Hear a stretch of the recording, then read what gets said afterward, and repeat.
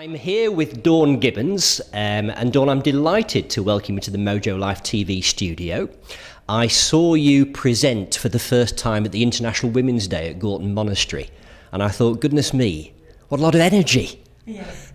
And it says on your website, it says, never knowingly seen in grey. Oh, absolutely. And you fit the bill today. And I even put the orange lipstick to go with the dress today, which is unusual, definitely. So Dawn, let's start off, if we may, with where you are now, what you do now, and then we'll go into the past a little bit afterwards.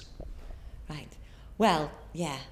What do I do at the moment? I am in the best place I've ever been in my life. I'm following my dream. About 10 years ago, I actually studied Feng Shui with a wonderful organisation called the Feng Shui Academy. And I thought, one day I'm going to follow my dream and I'm going to get Feng Shui into everyday life of the British people. So that's what I'm doing. I'm setting up a national network of mistresses and masters of Feng Shui. And what it's all about really is teaching people and teaching British society about healthy living. But not only that, it's also inspiring confidence in women is a big one, because most of the Feng Shui surveys done in the UK are by women in the home who are looking for love, looking for more money, looking for better career opportunities. And so what do I do at the moment, you ask me? I'm inspiring Britain. You certainly are. Okay. So just for the sake of the audience, Dawn, explain what Feng Shui is, just in case some people don't know. Okay. Well, Feng Shui is all about how we human beings interact with our environment. But it's not only that, it's all about this thing called energy, and really about the spirit of place and spirit of people. So it's how we live our lives, really.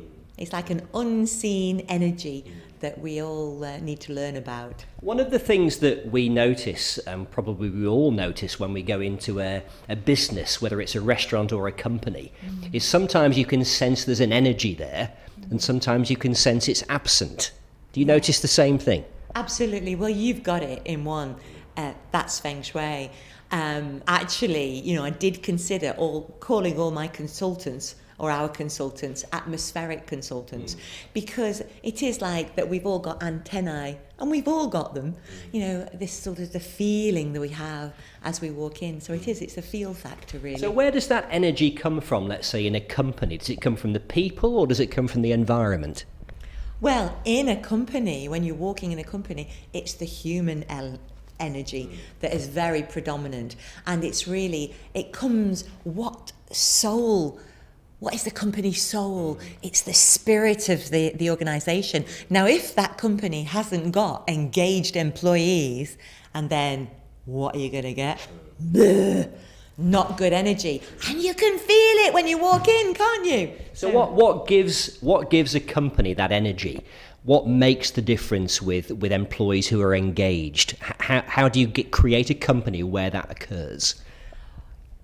You've got to have love in that company, and the employees have got to love what that company stands for. They've got to connect with that company's purpose and understand and become passionate with where that company is going.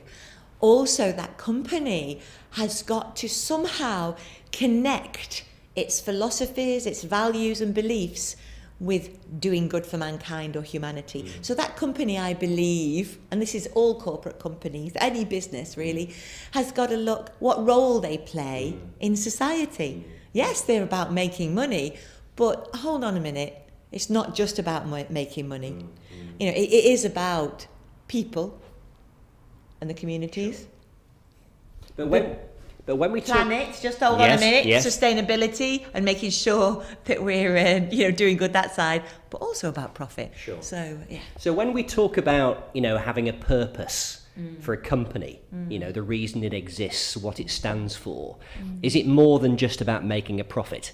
Is that more of an outcome? Yeah, outcome. And that's at the bottom in my...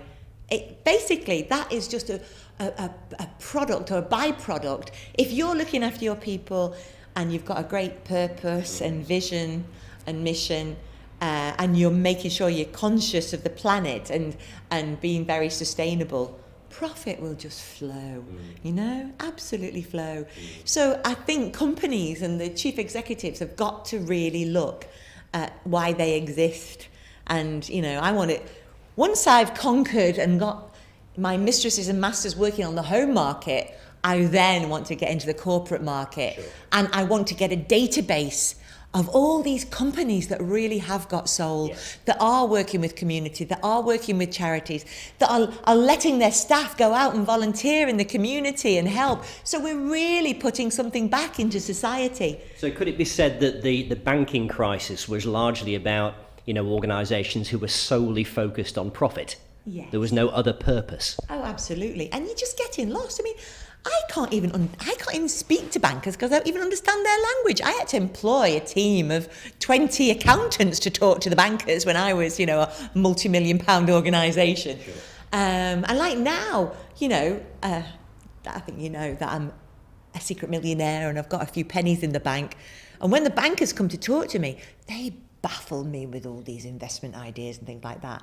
And the complexity of how the financial markets are, it's sad. It's sad. For common people like me, we should understand. Sure.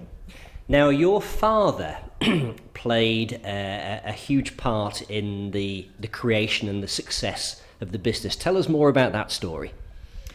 Oh, my inspiration, my dad. My dad was a great British inventor, right? Nobody could control him. He just used to design products and then almost give them away, never put a commercial price tag on his inventions. And one day, a man from Mars, basically an engineer from Mars Confectionery in Slough, came along and said, "Hey, Peter, can you design us a seamless floor, sugar-resistant floor for our factory?" No problem. And he was about to sell the formulation for £2,000. So I'd moved home. I was living at home after travelling. And my mum said, "Dawn and Peter, why don't you set up in business together?" So that's what we did. Yeah. And that's 30 years ago, back in 1982. Sure. Yeah, baby. And never looked back. It was the best thing that I ever did. Sure. Yeah. Sure. And we've just interviewed John Woodruff. Oh, mega man. An amazing chap who was instrumental in your journey, I believe. Tell us more about the involvement with John.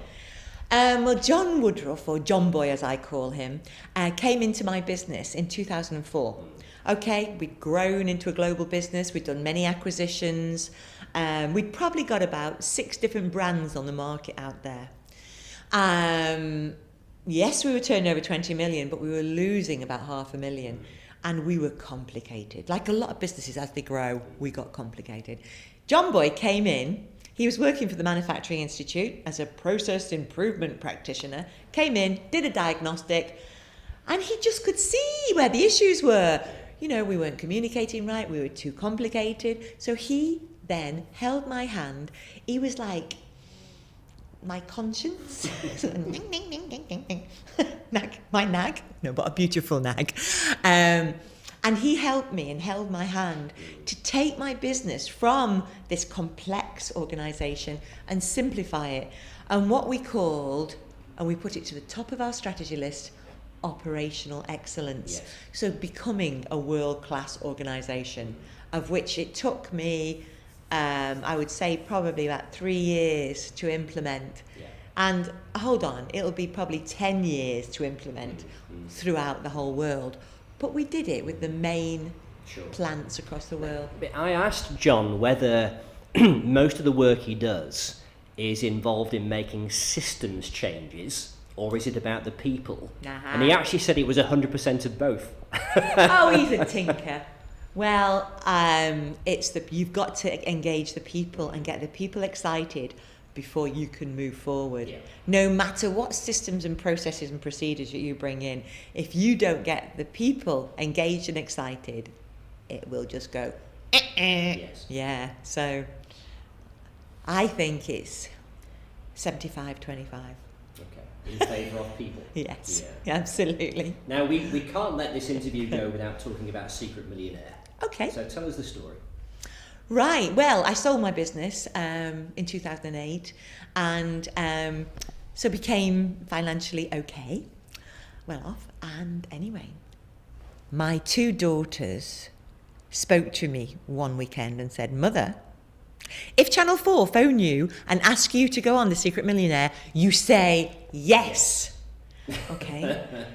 That week, the week after, Channel 4 phoned me and said, would I? So what did I say? Yes. And so the journey was the most beautiful journey of my life. I went to Bristol. I worked with 3 charities. I worked with a homeless charity called the Wild Goose Cafe. I worked with a street sex workers charity called 125, and then a teenage parents charity called Teenage Parents. And it was just so touching because I'd lived in a bubble all my life, being a businesswoman and not seeing like poverty, and I had never really been. I kept away from city life and street life like that.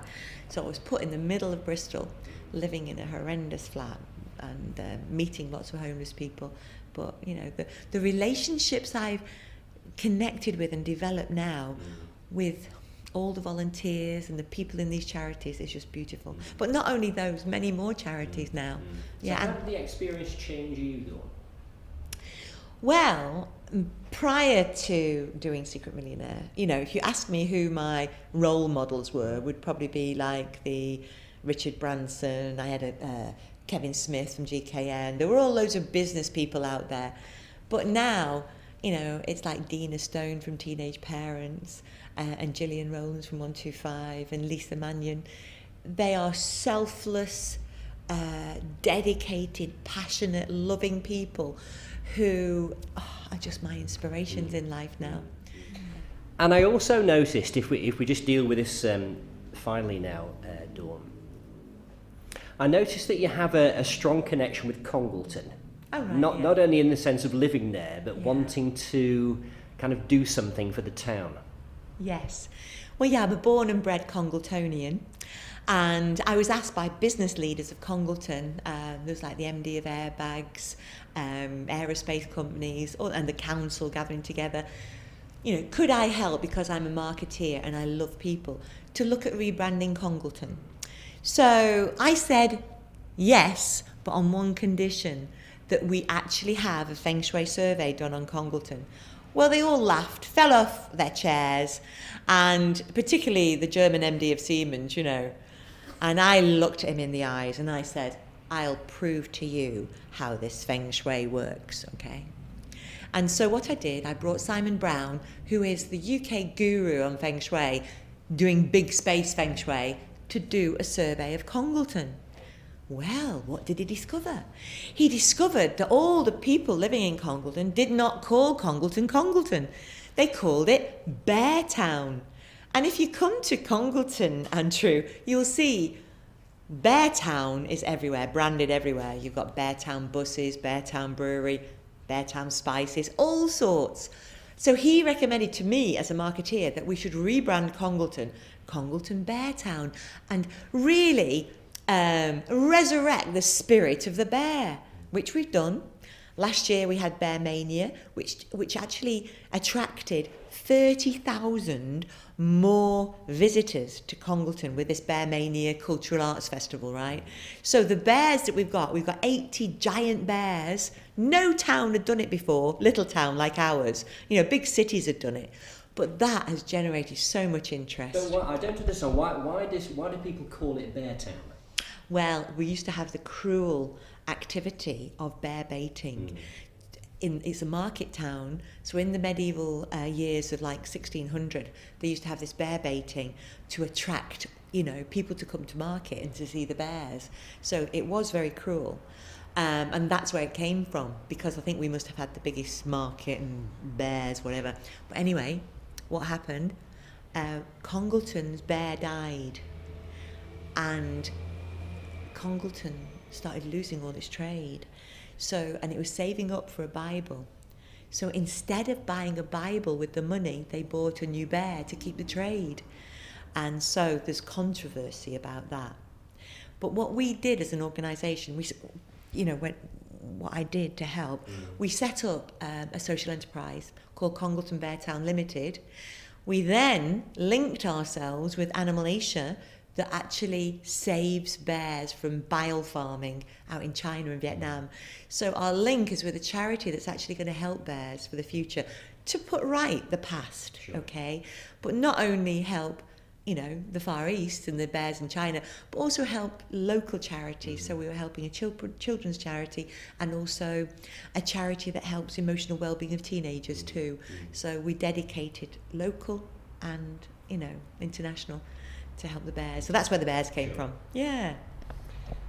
Just as a final thing, Dawn, if the people watching this video out there, they may have lost their mojo, they may be at a crossroads, they may have a business that's kind of lost its soul, what would be your parting message for them here? Wow, what a question is that? How do you find your soul, your mojo? Right, how did I find mine? Let's just think about this. Well, first of all, you've got to recognise who you are. I think understanding, doing the psychometric profiles, looking at your astrology, looking at who you are as a character, and living by who you are. I'm a creative artist, and I was actually not doing what I love. So now I'm following my mojo and doing, the Feng Shui. I think the core thing you've got to do is find your inner confidence and dare to be different. Don't be shy at who you are. You've got to let yourself, you've got to be a storyteller and tell your story and join your mojo, is it speakeasy? Yeah. I think that's a great idea. So in other words, it starts from inside. You've got to it starts from inside, yeah, absolutely inside. But also, if you're not with the right partner, I think, I'm going to be a bit provocative here, spirituality and sexuality have to be entwined. Yes. So you've got to look at your love life, you've got to look at your work life, your personal life, and really, you've got to have a beautiful, balanced life and be happy in each of those. So, if you haven't got love and you're not happy with who you are, for goodness sake, do something about it. And also, if you don't link with the organisation you're working for, you haven't got this spiritual bond with their corporate soul, then look elsewhere. Sure. You've got to find that magical chord between you and that company you're working with and your partner. And you've got to get that buzz, And once you've got that buzz, whoa, life is amazing. Whoa. Well, I'm sure, Dawn, the people watching this will have found theirs by now. So thank you very much for joining us. My pleasure.